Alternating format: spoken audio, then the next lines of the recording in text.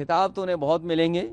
अगर मेरे साथ अभी पेट्रोल पंप पे चलो आप, तो शायद आज़ादी के बाद इतना महंगा डीजल पेट्रोल कभी नहीं बिका होगा।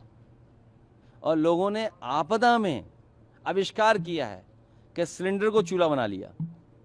ये भी शायद आज़ादी के बाद पहली बार हुआ होगा। और जिस रसोई गैस के सिलेंडर का इतना प्रचार किया गया, सुना है सरकार वो भरवा ही नहीं पा रही है। और अगर इथेनॉल न मिलाया जाए, डीजल पेट्रोल में इथेनॉल न मिलाया जाए, तो जाने कितनी कीमत होगी पेट्रोल की। और पेट्रोल आज भी अगर हम पंप पे चलें, तो अगर हम ईमानदारी से प्योर शुद्ध प्योरिटी का पेट्रोल अगर चाहेंगे, तो 150 रुपये से ऊपर मिलेगा।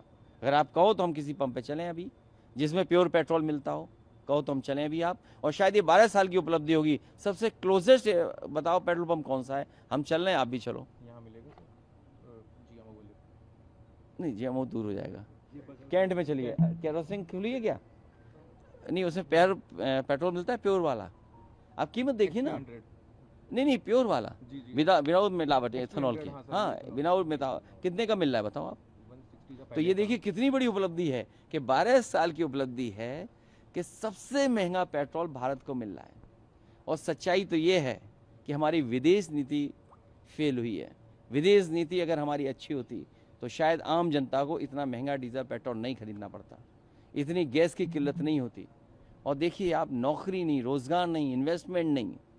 और क्या सरकार करती है? जब सरकार कमजोर दिखने लगती है तो कम्युनल रास्ता अपनाती है। पिछले 10 दिन के स्टेटमेंट अगर मुख्यमंत्री के आप पढ़ें और उनको लिख करके देखें, तो आप समझ में आएगा कि कितनी कम्युनल भाषा बोल रहे हैं। और सुना है कोई मंत्री हटाए गए हैं, हाफ कर दिए गए, कुछ दिनों में साफ हो जाएंगे वो। और केवल अकेले साफ नहीं होंगे, सुना है कोई नई सूची बनी है, गुप्त सूची बनी है। एक महाराष्ट्र में बनी है गुप्त सूची, एक यूपी में गुप्त सूची बनी है। और दिल्ली वाले मिला के देखेंगे उस सूची को, तो सोचिए कितने लोगों को साफ हो जाएंगे जिनको टिकट नहीं मिलेगी। और कब हटाया गया बताइए आप? बुंदेलखंड, आप अगर गाड़ी रफ्तार से चलाओगे तो कूदते हुए जाओगे। समाजवादी पूर्वांचल एक्सप्रेसवे पे चलोगे तो वो क्या बोलते हैं, झूले की तरह आप चलते जाओगे। गंगा एक्सप्रेसवे में सुना है कि अभी उसमें से अगर हाथ चला दो ठीक तरीके से तो उसका विटामिन बाहर आ जा रहा है।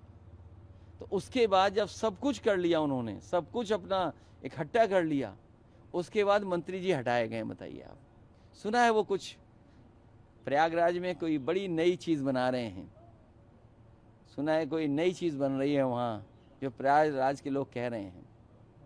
तो अब सरकार को चुनाव में जाना है, उन्हें अभी हाफ किया है, इनके साथ साथ बहुत लोग साफ होंगे जिनकी टिकट ही साफ हो जाएगी।